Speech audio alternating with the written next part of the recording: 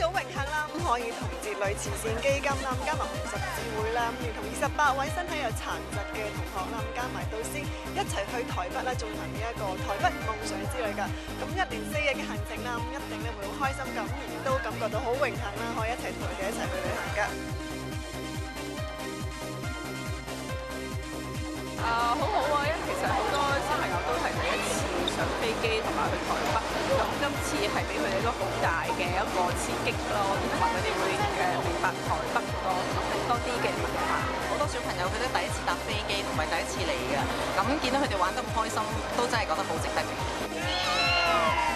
咁亦都好多謝 Jaguar 啦，今次俾呢個機會我啦，可以去同呢班小朋友去溝通互動啦，咁有機會嚟到台北呢一度，咁亦都希望可以繼續加油啦，令到呢一個慈善基金繼續去幫到更加多嘅有需要幫助嘅人啦。